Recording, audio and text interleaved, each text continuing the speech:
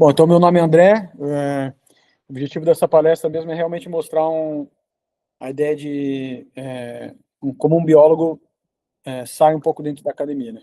Então esse do meio aí é o Dedezinho, sou eu, desde pivete, desde os 3 anos de idade que eu quero trabalhar com baleias, mesmo morando em Campinas. Meu pai sempre me levou, meu presente de aniversário sempre era ver baleia.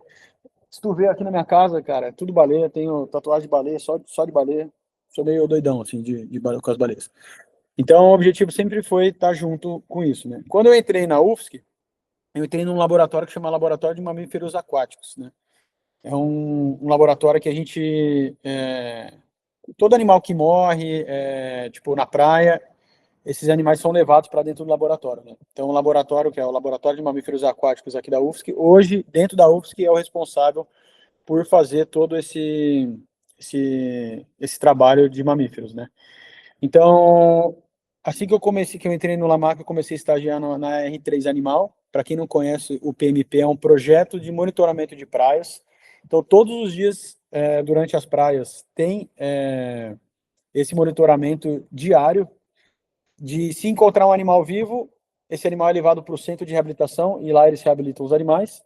Se não tiver se o animal estiver morto, a gente leva para a base também para fazer necrópsia, né? Então, ali no canto direito tem um golfinho sendo feito a necrópsia. No meio ali rola a reabilitação. Então, a gente coloca, por exemplo, pinguim. A gente pega esses animais, coloca os chips dentro do animal e depois faz a soltura dele, né? E atendimento em escolas lá que tem um espaço mar aberto, que é ali que começou a rolar um pouco de educação ambiental com a molecada. Eu sou formado em licenciatura também, então o meu curso é de licenciatura, então sou professor também, e a gente tem esse processo de dar aulas e de dar palestras, tudo durante o cronograma da faculdade. Logo depois de lá, eu estava no PMP, eu falei, cara, muito massa, muito legal trabalhar com reabilitação de animais, mas ainda não é o que eu quero. Então eu suguei tudo que eu podia ali no estágio, e eu falei, bom, quero trabalhar com baleias, né? Então, quais são os projetos hoje que trabalham com baleia no Brasil? Inclusive, galera, vou deixar aberto o meu contato depois aqui, que eu tenho contato com todos esses projetos, né, que trabalham com baleias, tartarugas, golfinhos. E se vocês quiserem entender um pouco mais, ter experiência de estágio e tudo mais, a gente pode trocar uma ideia. Na última palestra, inclusive, uma das meninas que estava aí na Unicamp, ela queria estagiar, e aí, esse dia eu encontrei ela aqui, ela falou que está estagiando, que ela entrou em contato, eu passei o contato dela, e hoje ela está trabalhando na área, assim. Então, se vocês quiserem, precisarem de qualquer coisa depois da palestra, pode pegar o WhatsApp ali, perguntar para o professor e ele passa as coisas, tá bom? Bom, e aí eu comecei a trabalhar no Instituto Australis, que é ali chama Itapirubá, ali em Bituba. Cara, eles têm um centro de visitante lá muito style, que é muito...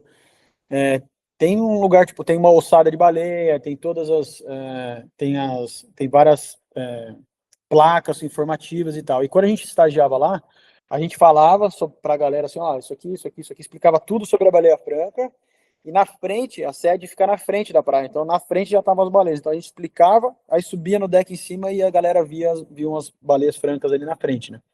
Então as francas a gente consegue ver elas da praia muito perto, né? Inclusive é a época delas, tá cheio de baleia, e é bem da hora que cria essa, pô, tu poder explicar para a pessoa e depois ela ver com os próprios olhos, né? Depois que você vê uma baleia, o negócio é estratosférico, né? E depois disso, eu comecei a fazer parte da equipe de desencalhe do Brasil. Então, hoje, a equipe de desencalhe, quando uma baleia encalha, um golfinho, o Instituto Australis que é responsável, eles que têm o kit de desencalhe e tudo. E eu faço parte da equipe de desencalhe. Então, sempre que rola um encalhe de baleia, eles acionam a equipe e a gente participa. Então, eu comecei a viver muito próximo delas, assim, né? Tipo, em alguns momentos massa, né? No encalhe que a gente conseguia desencalhar o animal, e outros momentos não eram tão legais, que os animais morriam e tal, mas isso faz parte do trampo, né? E também a gente ficava em várias praias, então, acho que se eu não me engano eram 12 praias, cada estagiário ficava numa praia monitorando as baleias. Então a gente abria uma ficha, monitorava e tal, e levava esses dados para o projeto depois. Depois de lá, eu recebi um convite para estagiar na socioambiental, que era trabalhar no escritório. Aí eu falei, nossa, Jesus amado, eu vou morrer, porque eu sou um cara que eu sou muito do mar, gosto de ficar muito fora de casa. Eu falei, cara, trabalhar no escritório vai ser foda. Só que é o escritório do maior projeto que tem hoje, que trabalham com baleias e golfinhos do Brasil, né? Então, só para vocês terem uma noção, a gente fica de 20 a 40 dias embarcado, muitas vezes até mais, monitorando baleia e golfinho. Então, a gente coloca transmissor satelital nos animais, a gente coleta a biópsia desses animais, a gente arrasta um cabo de hidrofone para estudar a acústica desses animais, e a gente fica 20, 40 dias a 200 quilômetros da costa. Então, era tudo que eu imaginava, poder estar perto dos bichos, fazendo pesquisa, né? Fora que lá a gente via, cara, baleia azul, cachalote, orca, todos os tipos de baleias que a gente nem tinha registro ainda no Brasil, a gente começou a ver elas e ver elas do lado, assim. Então, para mim, sempre foi um sonho de infância, né? Então eu entrei nesse escritório falando, não, beleza, vou trabalhar aqui, mas eu sei que quando me formar, eles vão me contratar porque eu, né, tô dando gás aqui dentro. E foi realmente o que aconteceu. E eles também fazem um sobrevoo de helicóptero ou de avião para monitorar as baleias e golfinhos também. Então é um trampo ali que eu estou à direita ali com o negócio no olho, vendo a janelinha. Rola um monitoramento também de avião, que é bem massa. Tudo isso, quando você se forma, você faz alguns cursos, né? Depois, se tiverem interesse onde fazer, quanto custa o curso, quais são os cursos que precisam fazer para embarcar, né? Eu falo também. Porque hoje, e eu vou mostrar isso para vocês, cara, o número de trabalhos, de oportunidades de trabalho embarcado tá brutal, assim. E umas pagando extremamente bem. Eu vou falar até de valores ali depois para vocês, ali um pouco mais à frente, para vocês terem uma noção do que é isso, né? Tipo, quais são essas oportunidades que vêm aparecendo. Bom, esse é o trabalho, para vocês terem uma noção. Olha lá, a gente num botinho ali, uma jubarte levantando a cauda, ela estava pé da vida ali que a gente estava colocando o transmissor nela. Então tem essa telemetria. Então a telemetria, o objetivo da campanha, né, dessa avistagem de telemetria é para colocar transmissor e coletar biópsia. Meu, parece uma caça às baleias, tá ligado? Tipo assim, a gente tem aquela embarcação ali do meio, aquela laranja, tá vendo? Aquele é o barco. Então a gente fica em 20 pessoas, né? São 10 biólogos ou oceanógrafos, e no meio, e a outra 10 é a tripulação. E aí, quando a gente vê um animal, a gente avalia a condição do mar, avalia a espécie do animal, se vale ou não vale a pena descer os botes, e aí bota os botes, cara, e aí parece uma caça mesmo, a gente vai e vai atrás dos animais. E ali à direita sou eu segurando uma balestra e uma flecha. Aí começa um pouco da história da Amistad Research, né, hoje. Quando eu trabalhava ali, no projeto, no escritório, eu fazia a contabilidade da compra dos equipamentos, isso era uma das funções que o estagiário fazia. E, cara, a gente gastava, o projeto gasta, tipo, milhares de reais com materiais de pesquisa que são comprados da gringa. Então, hoje, a nossa dependência dos gringos é muito grande de equipamento. Eu ficava, mano, não é possível, cara, que a galera compra uma flecha por, sei lá, R$ 1.000, várias flechas que acabam quebrando depois de um tempo também, né? Que é uma flecha adaptada para coletar biópsia. E aí meu chefe falou, cara, por que tu não tenta desenvolver essa flecha aí, cara? Vai ser um nicho muito, uma área muito nichada, né? Falei, bom, vou tentar. Aí fiquei 6 meses tentando e consegui desenvolver as flechas. Tem uma aqui para vocês verem. Essa flecha aqui de biópsia, vou mostrar como elas funcionam, né? É assim, ó. Então essa é uma flecha, essa parte laranja aqui ela é utilizada para não furar tanto o animal. Então, a partir do momento que ele bate, ele só perfura o suficiente, e aí isso aqui também faz ela ficar boiando. Então, supondo, a gente pega uma balestra, que é essa besta, né, que chamam, tipo um arco e flecha, só que com um gatilho, a gente... Eita, quebrei, tudo bem. Aí, a gente bota a flecha aqui assim, e atira no animal, né? Só para mostrar para vocês. Esse pedacinho aqui, ó, que tá ali no meio, são as ponteiras. É isso aqui que coleta o material biológico do animal. Então, supondo, a gente pega essa ponteira, rosqueia na frente da flecha, vai lá e... Tem uma baleia aqui? Lógico. Aqui, ó, a cachalote. Aí, puf, bateu na baleia. A baleia sai fora, muitas baleias não sentem, nem reclamam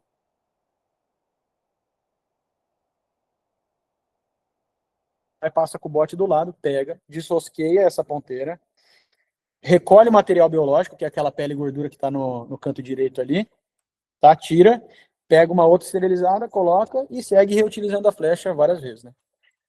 Para vocês terem uma noção, só tinha um cara no mundo que fazia essas flechas, que era um norueguês.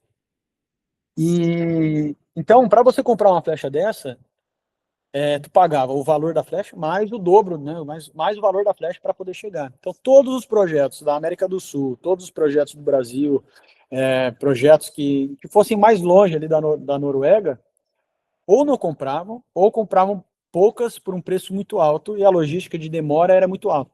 Quando eu desenvolvi ela, a gente conseguiu vender para o Brasil todo. Então, hoje eu vendo para o Brasil inteiro as flechas, vendo para a América do Sul inteira, Austrália, Portugal, Nova Zelândia, a gente vende para a África do Sul. Então, é uma quantidade grande assim que a gente vende de flechas. E aí eu falei, nossa, mano, como assim, né? Então, a Misty Setter Research foi fundada com o desenvolvimento de flechas de biópsia de carbono. Então, nós éramos o segundo a desenvolver esse tipo de flecha. E, cara, um mês atrás, o cara que desenvolveu isso há anos atrás, ele faleceu. Então, tipo, nós hoje somos a única empresa que vende as flechas de biópsia de carbono e a gente acaba que agora a gente está vendendo muito, sim. Então, é um nicho que já começou essa questão de desenvolvimento. E a demanda que a gente recebe de e-mail, de gente pedindo para a gente desenvolver outras coisas. Então, a gente está desenvolvendo agora a flecha que coloca o transmissor.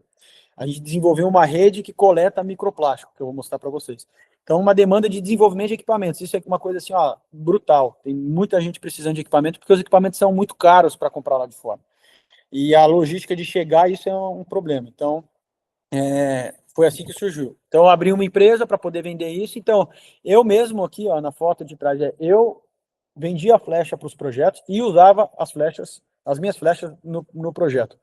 Então, foi bem massa, assim, de poder ver a minha flecha coletando uma biópsia, que é usada, esses dados são usados para pesquisa, né? Então, a gente viabilizou um pouco a pesquisa nacional.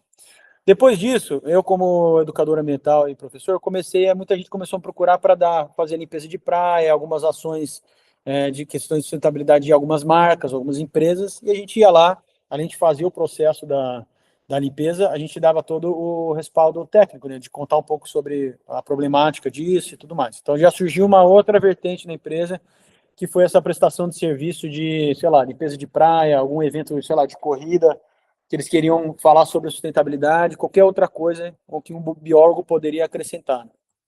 E muitas vezes eu levava muita gente por exemplo, sei lá, a gente foi falar sobre separação de resíduos, tem uma amigona minha que trabalha embarcado com separação de resíduos, então eu trouxe ela para falar sobre isso. Inclusive, quando a gente foi na Unicamp, uma amigona minha que fez Unicamp também, hoje trabalha embarcada comigo e ela ainda pulou para um outro lado, que é o lado da sísmica, que é o que eu quero falar para vocês, que hoje é onde mais movimenta dinheiro assim, para biólogos que querem trabalhar embarcado.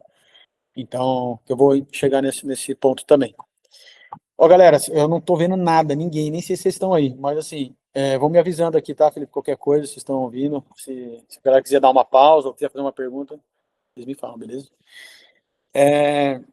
Depois disso, a gente começou também a dar alguns cursos. Então, por exemplo, sustentabilidade financeira na área ambiental. Nós não sabemos falar de grana, não sabemos falar sobre cobrar o nosso preço. Nós, biólogos, temos a mania, e é uma mania boa até, de trabalhar voluntariamente. Né? Então, quando eu fui para o Instituto Austrália, eu tinha acabado de ter uma filha, e eu fui trabalhar lá voluntariamente, fiquei 6 meses lá, sem ganhar nada, pelo contrário, gastando, porque eu acreditava pô, isso ia ser, né, ia me direcionar para o caminho. A área ambiental, principalmente com cetáceos, você precisa conhecer muita gente. Então, a gente trouxe também uma bióloga que foi para esse lado de sustentabilidade financeira para trocar uma ideia com a galera, para falar um pouco sobre essas coisas. Então, rolou alguns workshops, alguns cursos, algumas palestras. Né?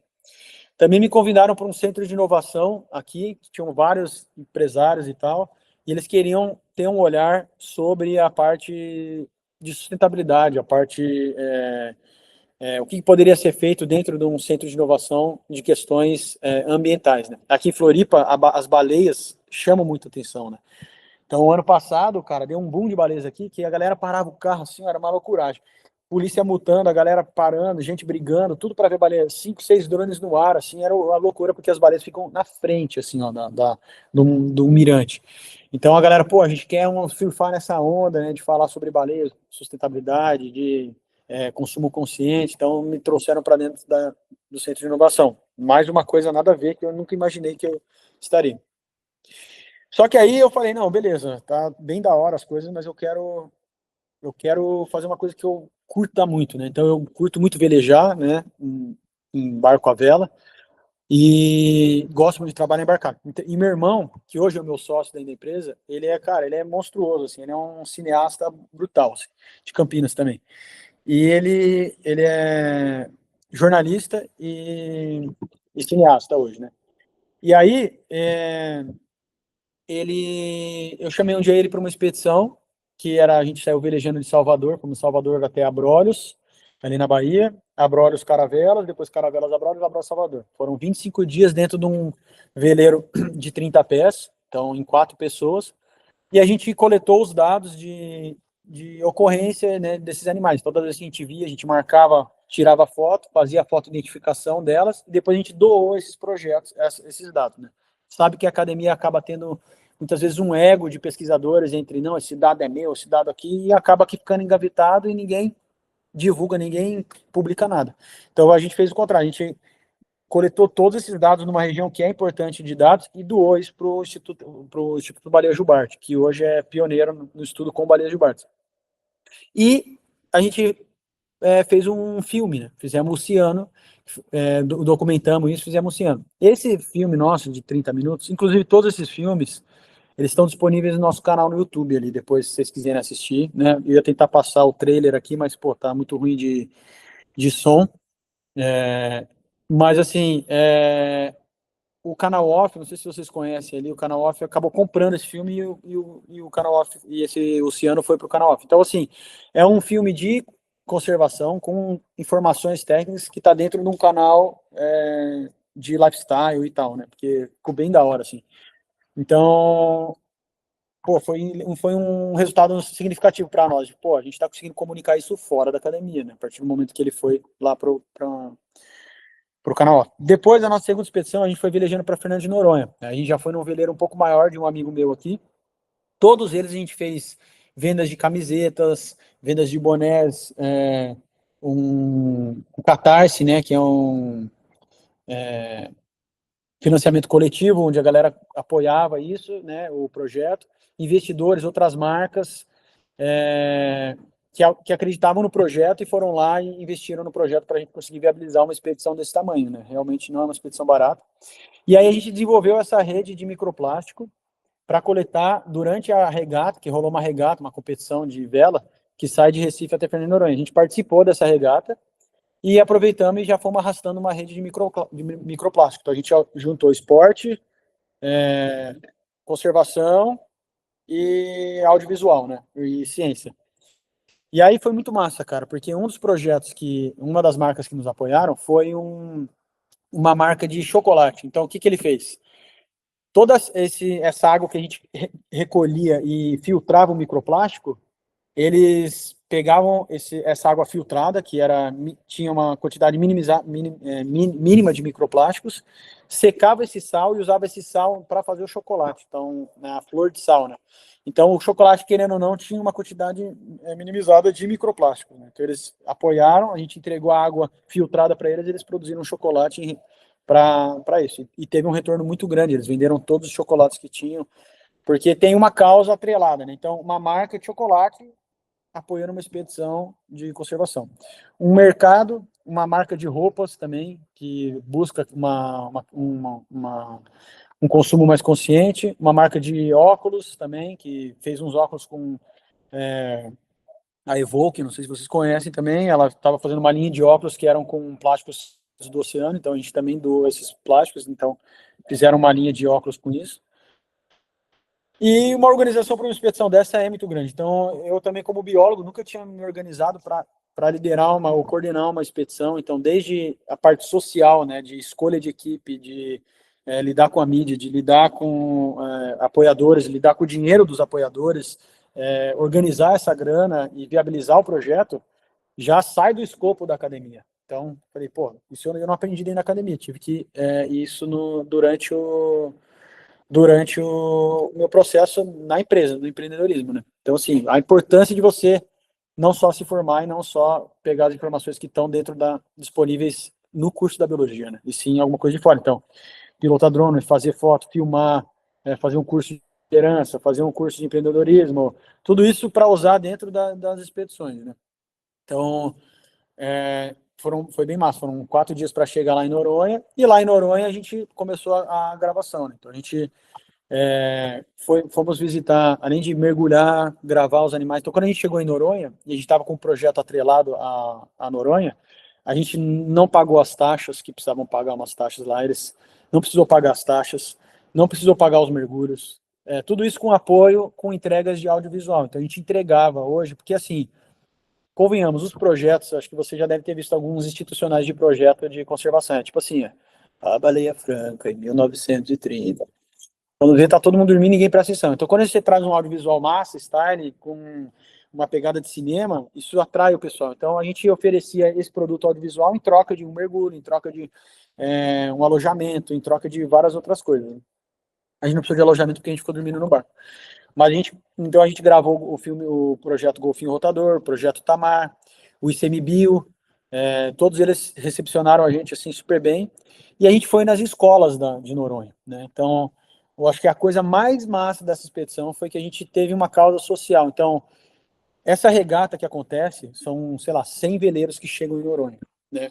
E a gente começou a levar as crianças que moram lá, os ilhéus, para conhecer o barco. Cara, nada demais. A gente pegava a molecada de grupos de 10 em 10, então foram 70 crianças, um botezinho ficava levando eles para o barco, para a gente contar o projeto, mostrar a rede, contar o que a gente fazia, fazer o filme, tudo. Beleza, para nós foi bem de boa. Na hora que a gente estava um dia na rua, um cara chegou e falou: quem que é o responsável aí da expedição da Bicicleta? Eu falei: nossa, a galera deve ter feito alguma merda, alguma coisa. Ele falou assim: cara, queria te agradecer porque faz 30 anos que essa regata acontece, que vem 100 veleiros para cá, e ninguém nunca chamou as crianças para conhecer um veleiro, a galera daqui, ninguém nunca foi nas escolas, ninguém cuidou das crianças como vocês cuidaram. A gente ficou tipo, meu, não fez nada, né? Tipo, mas foi bem da hora, assim. Então, esse documentário, ele traz a visibilidade e a gente entrevistou a galera da ilha. Então, quem fala sobre a ilha não somos nós que fomos lá, chegamos lá de chupetão, mó da hora, Fernando de Noronha. A gente conheceu a galera de lá, a realidade de lá, e eles contaram sobre o que é a realidade de lá. Então, foi bem da hora. Cara, a gente acompanhou o projeto e tinha um projeto lá que trabalhava com os tubarões que há mais de 10 anos eles não conseguiam viabilizar a saída embarcada. Porque uma mobilização dessa aí de alugar o barco, pagar a passagem da equipe que cada um mora num lugar para ir lá fazer o estudo com os tubarões, eles estavam sem financiamento. O CNPq tinha tirado a grana deles, eles não tinham mais financiamento. E a gente chegou com o dinheiro que a gente captou e deu esse dinheiro para viabilizar uma saída para eles. Então, dentro desse barco tinha 2 pós-doc, uma doutoranda, um mestrando, uma monografia, tipo, com estudos. Então, eles, cara, agradeceram a gente um monte. E, cara, aí foi uma experiência brutal, assim, a gente trazia os tubarões para dentro do barco, através de pesca mesmo, trazia eles para dentro, os bichos gigantes do lado do veleiro, colocava um transmissor, coletava biópsia, exame de sangue, colocava um tag e liberava um bicho. Então foi acompanhar isso, tudo isso o filme, a gente trazendo o bicho para dentro, tudo isso está no nosso filme que a gente fez, o de Noronha, né, que é o chama Ínsula, que também foi para o cinema aqui em Florianópolis, foi bem massa. Desculpa. E eu tô com o trailer deles, eu queria poder passar tudo isso, mas pelo jeito não tá rolando. E essa foi a rede que a gente desenvolveu, então a gente arrastava essa rede, coletava um microplástico, analisava, e depois a gente levou isso para a UFSC, e doou esses dados para a UFSC, para a Universidade da UFSC. E os estudos que fizeram com esse microplástico rendeu uma publicação num artigo científico, numa revista científica bem renomada, porque era uma região, uma coordenada que ninguém tinha coletado esse microplástico, e a gente viu com uma quantidade de microplástico gigante ali naquela região oceânica. Então, de novo, a gente produziu o documentário, acessou a galera fora da academia, levamos isso para fora da academia, trouxemos dados para a academia e contribuímos para a pesquisa, para a ciência, através da expedição. Então, fizemos a coleta de resíduos, né, encontramos, cara, olha lá, tem tampinha de garrafa da China, da Suíça, da África, porque ali é uma região oceânica, né, na ilha oceânica as correntes acabam levando tudo para lá. Bom, aí tem os documentários, está desatualizado, porque eu acabei de chegar de viagem também, então a gente tem muito mais documentários rolando, mas esse foi o nosso principal, foi o Ciano, que foi por canal off, o Viva Baleias e Golfinhos ali de Ilhabela também a gente entregou um para eles, o Ínsula, que foi o de Fernando de Noronha. Então, ali, só um pouco do que rolou na mídia, né? Rolou outras coisas, mas aqui, a gente foi para o canal off, jornais, Diário Catarinense, Globo, essas coisas todas foram saindo, G1, então a gente é, apareceu na mídia, essas coisas que mostram que a gente realmente está alcançando e chamando a atenção da galera lá de fora. Cinema também, passamos numa sala de cinema bem grande, foi bem legal. E a gente está gravando documentários para outros projetos. Então, o projeto aqui trabalha aqui com os botos de Laguna. Por que aconteceu? A gente começou fazendo filme. E a gente eu não sabia onde a gente ia chegar, né? Falei, será que a gente vai virar uma produtora? Se a gente só está fazendo porque é massa, o que a gente está fazendo? Depois que a gente começou a comunicar isso para fora da academia, os projetos de dentro das faculdades começaram a nos procurar, falando, cara, a gente precisa pegar esse projeto e levar isso para fora daqui.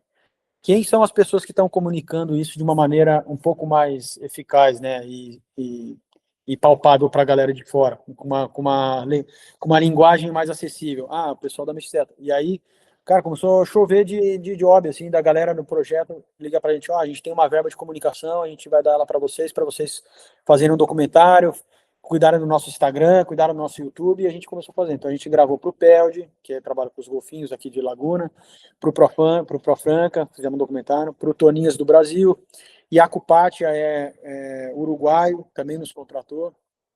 Aí tem o Megacoste ali dentro que trabalhou com a gente ali aqui no Paraná, e hoje a gente vive assim, hoje a Mixeta, as duas maiores fontes hoje dela são a produção de documentários e material audiovisual, não só documentários, né, então a Galápagos, que é uma marca de roupa, chegou até nós e falou, a gente vai fazer como chama?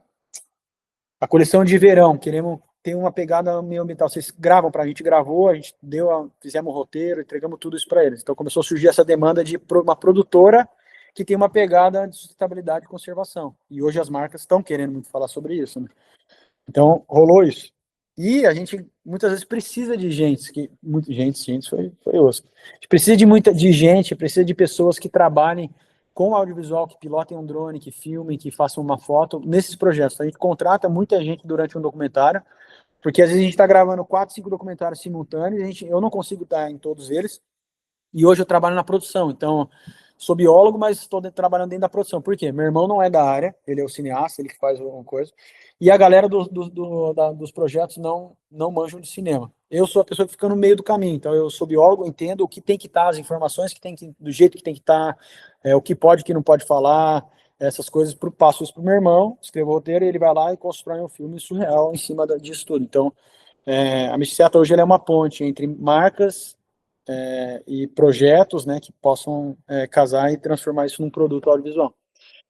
Então, mais ou menos o que eu venho falando, assim, hoje na conservação ela é um canal de comunicação, né, que leva esse conhecimento científico para linguagens acessíveis, e desenvolvemos equipamentos para pesquisa, então temos uma lista de equipamentos que a gente quer desenvolver, que a gente vem desenvolvendo para poder como chama? Melhorar a logística de compras no Brasil. A gente é muito preso ainda aos gringos, e a gente tem pesquisadores, tem tecnologia e tem pessoas muito capacitadas para construir, só precisa de gente querendo pensar, né? Então hoje, por exemplo, a gente está quase no processo de ter estagiários dentro da Bicicleta, então tem pessoas da engenharia que querem trabalhar com desenvolvimento de equipamentos para a área da conservação, então tem uma demanda brutal, assim, cara, é muito, muito grande mesmo, são muitas coisas que a gente usa, que a gente compra lá de fora, né? Então tem essa linha.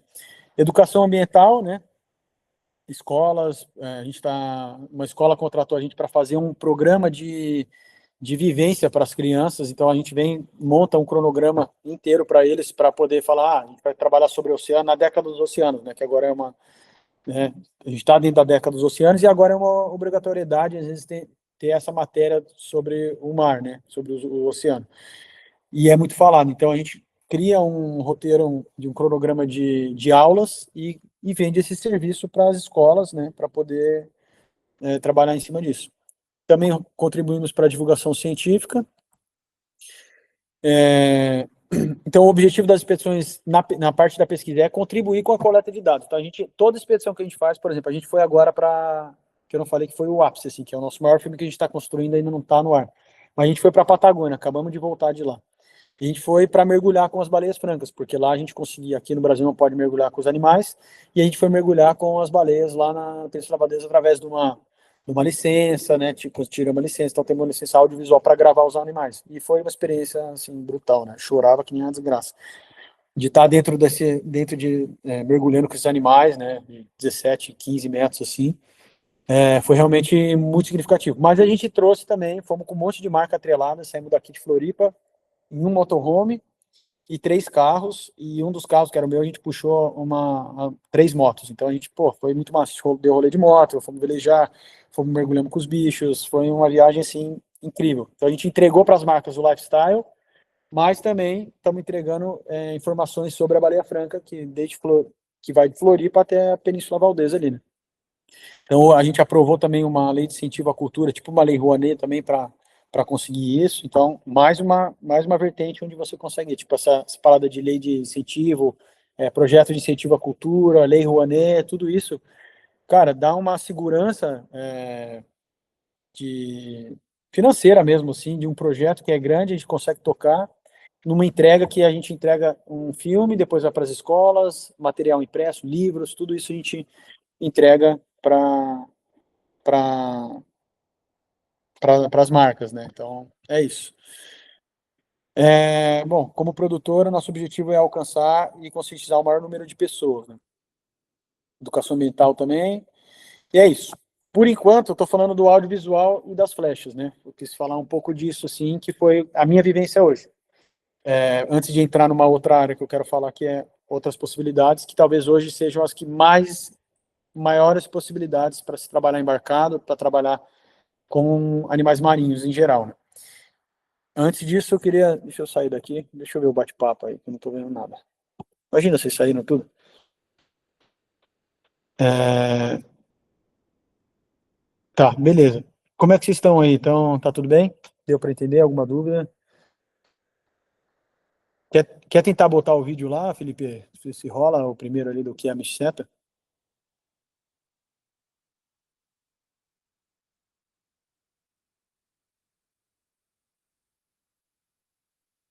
Me diz aí se. Ah, tem alguém. Vocês estão me ligando. Peraí. Oi.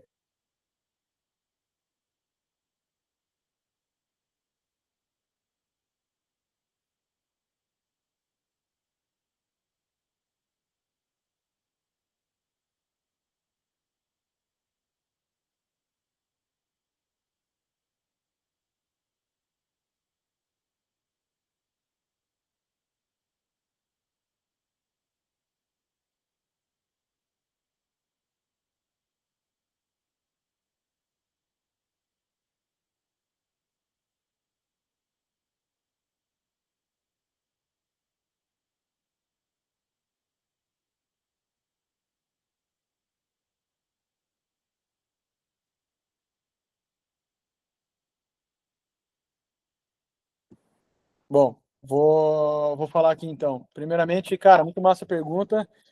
Cara, a rede, como mostrar a foto aqui, ó. Só voltar nela para tu dar uma olhada. Eu não tô com ela aqui porque ela está sendo em uso, inclusive em Noronha. Eu prestei ela agora para o pessoal.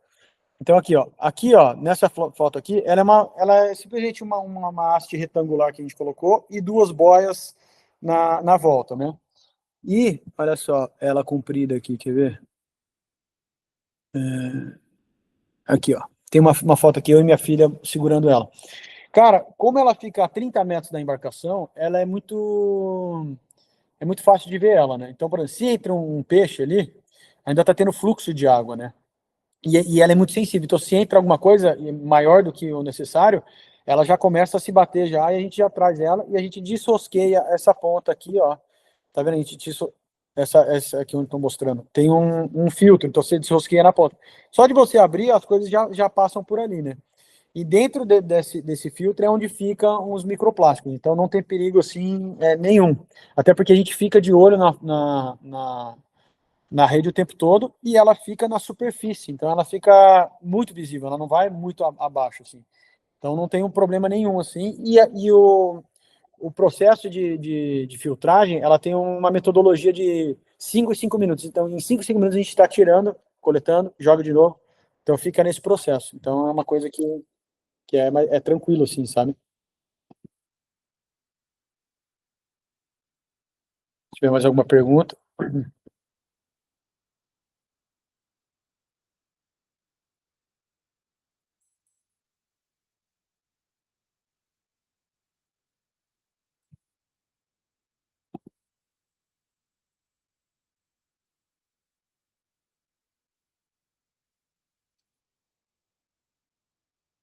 Bom, eu acho que é isso. Aqui tem outra ligação. Oi,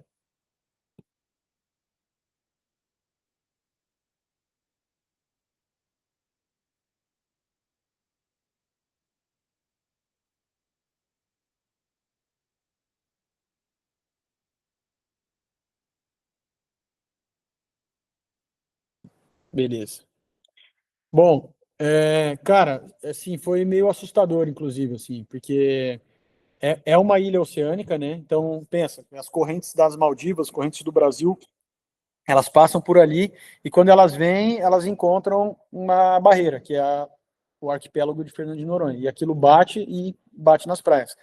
Fernando de Noronha tem as praias de fora e as praias de dentro. As praias de fora, já diz o nome, elas são voltadas para alto mar. E essas, cara, a quantidade de plástico, de lixo é brutal, assim. E é louco, dá um chute na cabeça, assim, porque tu tá numa ilha oceânica, pensa, você tá num lugar paradisíaco, água cristalina e lotado de lixo do mundo todo. Então, muitas vezes não é o resíduo nosso, né, do Brasil.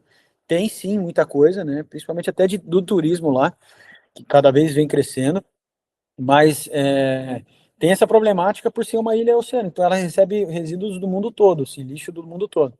Inclusive, quando rolou lá a questão do óleo, foi parar muito óleo lá, então a corrente leva muito óleo lá. Então ela vai sempre sofrer um problema grande de resíduos lá, que não tem como fazer essa contenção. Rola umas limpezas, uns mutirões de limpeza lá, mas é meio significante, né, se tu parar pra pensar, assim, porque a quantidade de coisa que para lá realmente é grande, assim, muito, é assustador, velho.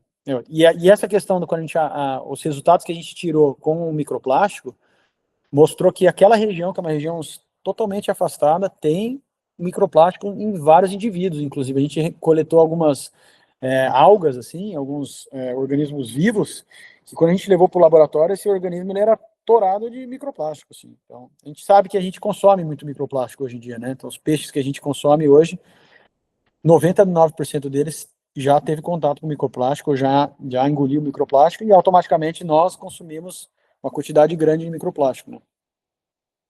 Então, isso é uma grande problemática mesmo.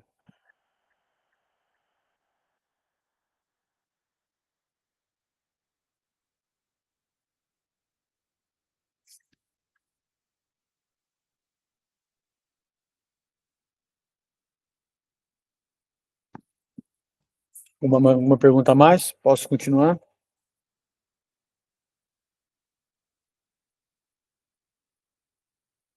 Beleza. Bom, cara, queria muito mostrar o trailer para vocês, para vocês terem uma noção, assim, do que é, né? Mas vamos lá, vou seguir mais um pouco da apresentação e no final ali a gente faz umas tentativas aqui, com calma. Ou depois vocês passam, depois que desligar, vocês passam ali, eu mando os links ali.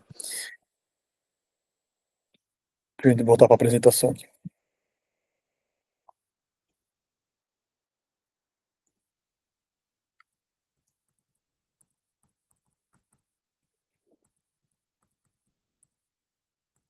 Bom, isso aqui é a minha família. Tenho gêmeos. Hoje eu não consigo embarcar muito por causa disso. Então, eu tô já, vai fazer, sei lá, um ano e pouco que eu tô sem embarcar por causa dessa demanda de, dos embarques, né? Então, por exemplo, para mim, tá faltando dois cachorros aí, que eu tenho três cachorros também. Mas é muito louco, porque quando eu fui embarcar, o embarque para mim era, sei lá, 70% da questão financeira da minha casa. E eu fiquei muito preocupado nisso quando as crianças nasceram. Eu falei, cara, não vou conseguir embarcar, porque se eu largo essas crianças só com a minha esposa, quando eu volto, ela tá ficando maluca. E aí eu não tô conseguindo embarcar por causa dessa demanda, enquanto os moleques não crescem, né? E aí, logo depois foi na hora que deu um boom na questão de produção audiovisual, de filmes, de documentários, de flashes e tal, e eu consegui ficar mais de boas, assim, mas já tô morrendo de vontade de voltar a embarcar. Bom, essa aqui é a Bia, minha amiga, ela formou na Unicamp, ela que me deu a palestra comigo na Unicamp quando eu fui aí também, foi bem da hora. E ela faz um trabalho onde eu já fiz também, então vou poder falar com propriedade, só levei ela porque hoje o foco dela está sendo trabalhar nisso, né?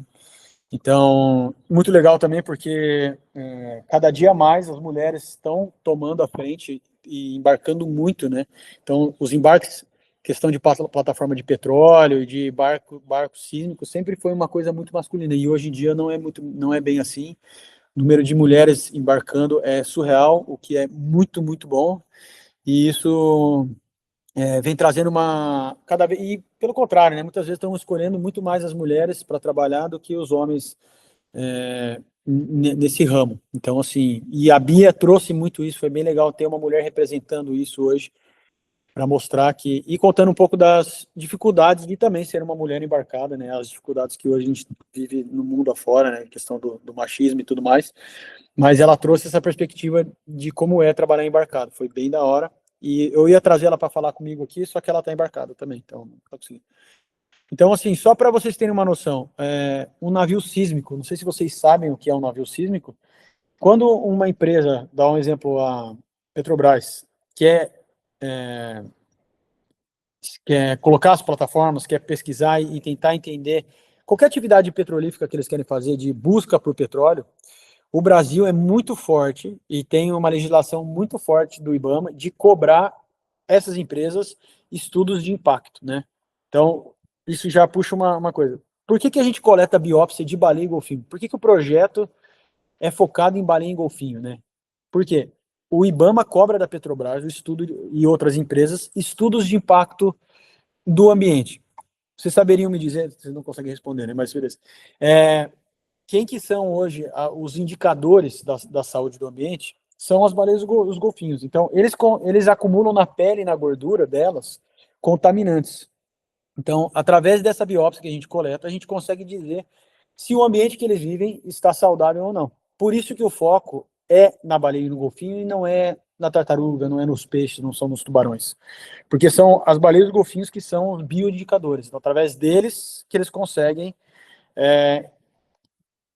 a gente trazer um respaldo de falar, olha, essa região não é uma região boa para colocar plataforma, essa região aqui vai ter um impacto maior, aqui vai ter um impacto menor. Então, esse é o objetivo do projeto. Então, isso é uma condicionante ambiental. Só que o Brasil tem o pré-sal, né? E vocês sabem, é um potencial gigantesco econômico. E o mundo todo quer extrair ali. E os navios que procuram as plataformas, os bancos, né? Como chama? Esqueci o nome, fugiu os nomes agora. Os locais onde tem o petróleo, eles. Como que eles procuram, né? Como é que eles fazem para procurar? É um navio gigantesco, tá? Gigante, que soltam bombas sonoras. Essas bombas, elas batem no leito do oceano e voltam e trazem uma imagem em 3D. E ali vocês conseguem achar os poços. O poço de petróleo, eles conseguem encontrar. Quando eles encontram o local de colocar. Então eles têm que fazer linhas e linhas e linhas e linhas e linhas soltando essa bomba sonora. Só que essa bomba sonora, eles podem matar os animais marinhos, né? E aí sim entra a tartaruga, leão marinho, golfinho, tartaruga, baleia, tudo. Animais marinhos em geral. E eles precisam de um biólogo que fique no barco falando assim, ó, visualizando com binóculo e acústico também. Então a gente fica com cabos de hidrofone na água para conseguir captar esses animais. Se a gente capta um animal durante as GANs, que chamam, né, que são as bombas sonoras, nós temos o direito e devemos falar assim, ó, stop the guns. Você fala para parar as bombas e eles precisam parar, eles não podem voltar à atividade enquanto o animal não saia do campo de visão ou do campo acústico. Eles não gostam disso, né, eles não ficam felizes, porque uma diária de um trabalho, horas de trabalho, uma diária de uma embarcação dessas são 360 mil dólares para ela funcionar por dia. E muitas vezes, em locais com muitas baleias, eles ficam dias sem trabalhar. Então, eles tomam uma ré, um prejuízo. Só que se eles forem autuados, eles vão tomar uma ré maior ainda. Então, assim, esse é o objetivo. Por isso que tem que ter biólogos dentro dessas embarcações de navios sísmicos.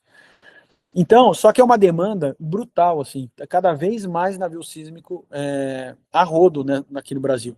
Então, eles estão precisando, assim, ó, quase que com urgência de biólogos que estejam lá capacitados para ouvir ou monitorar animais marinhos. Então, para vocês terem uma noção, os navios hoje que pagam menos para um biólogo embarcar, eles pagam na faixa de R$ 400 por dia. E aí eles pedem para você ficar no mínimo 2 meses, 3 meses embarcado. Então tu ganha você não ganha quando está em terra. Outros projetos trabalham com carteira assinada, aí você ganha, sei lá, R$ 10.000 por mês e você trabalha 15 dias, 15 dias, tipo plataforma de petróleo. Mas na maioria dos casos não é assim, eles pagam por diária e só. Quando você está em terra, você não recebe. Só que é muita demanda. Se você falar, eu tenho disponibilidade para ficar 6 meses no mar, e é um navio gigante, com academia, é outra vida, diferente daquele projeto que eu trabalho, que é um navio menor, só que tem mais contato com o bicho, né? É mais pesquisa. É mais massa, só que não paga tão bem. E depois que você trabalha aqui, é tão nichado esse meio que eles começam a mandar você para outros lugares do mundo para trabalhar. Então, você trabalha no Mediterrâneo, você trabalha no Ushuaia, você trabalha na Argentina, trabalha em vários lugares, em navios de outras bandeiras. Então, navio chinês, navio sueco, navio norueguês, navio onde você faz esse trabalho de monitorar os animais e tá ali. Lá fora, hoje, eles pagam R$ 1.900 por dia. Então, se tu fica lá, sei lá, 3 meses, faz as contas. Assim. Então, tô falando de dinheiro porque, assim, hoje em dia a gente fica, meu, como que eu consigo me sustentar?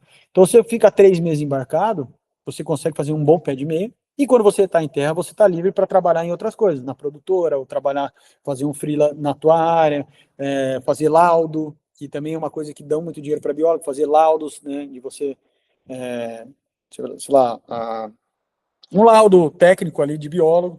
Então você consegue planejar, e como os embarques têm datas marcadas de ida e de volta, você consegue se planejar e construir essas coisas, assim, né? De tipo, fora que é um trabalho muito massa, assim. Tem algumas coisas que eu não estou falando só de coisas boas, né? Tem todo o processo de chegar lá, o investimento que precisa de cursos para chegar lá, sem uma certeza que você vai embarcar. Então tem essa questão de você arriscar mesmo e falar, não, estou para jogo, vou fazer os cursos, vou me preparar, esse curso tem validade de 5 anos, então às vezes você demora 1, 2 anos para começar a te chamar. Então, mas você tem que arriscar, né? E fora isso, cara, mas eu passo mal no barco, por exemplo. Tem muita gente, 90% das pessoas que trabalham comigo passam mal na embarcação. Só que depois de um tempo você acostuma, 2, 3 dias ali, vomitou o que tinha que vomitar e depois fica de boa. E só que esses navios sísmicos, cara, é surreal. Tem academia, às vezes tem piscina. Só que às vezes você cai num navio, por exemplo, que hoje os piores navios ali de comida, são os navios chineses, assim, que estão super bem também para pagar e tal, mas às vezes a comida é ruim, às vezes a cultura é diferente, às vezes ele entra numa cláusula que é trabalho embarcado, trabalho confinado. Então eu falo que você tem que ser 3 coisas para você trabalhar embarcado. Você tem que ser esforçado, interessado e gente boa. Porque é isso, né? Às vezes você está numa embarcação, você fica 3 meses com uma pessoa que você, né, às vezes não se dá tão bem, mas que se esse problema virar um problema social no barco, aquilo transforma num problema e isso compromete o trabalho. Então, realmente, tem os seus desafios de ficar longe da família, perder várias datas importantes, né? É difícil. Só que hoje é um ótimo, se você fizer um planejamento de, cara, vou embarcar durante 3 anos, fazer um bom pé de meia, e depois eu vou embarcar uma vez no ano só e vou ficar 2 meses. O resto eu vou trabalhar com outra coisa, vou dar aula, vou fazer qualquer outra coisa. Então, é um mercado que não para de crescer, eles estão fechando contratos de mais de 10, 15, 20 anos de trabalho, ou seja, tem demanda para 20 anos de trabalho. E ainda, por mais que ainda muita gente está embarcando, ainda precisam de profissionais. Então, assim, cada vez mais precisam desse trabalho embarcado. Então, esse aqui é o trabalho onde eu embarco, né? Então, rola esse cabo, que é um hidrofone que vai, onde a gente consegue ouvir os golfinhos, ouvir as baleias, né? E a gente consegue observar, falar, não, tem e o som, vocês sabem, né? O som se propaga muito mais. Então, visualmente, a gente consegue ver alguns animais. E de noite, acabou a luz, a gente não consegue mais ver. Com esse trabalho de cabo, ele trabalha 24 horas. Então, tem gente trabalhando no turno das meia-noite às 6, e depois troca 2 pessoas das 6 a meio-dia, depois meio-dia às 6. Então, tem equipes que ficam trocando, às vezes você trabalha no turno da madrugada.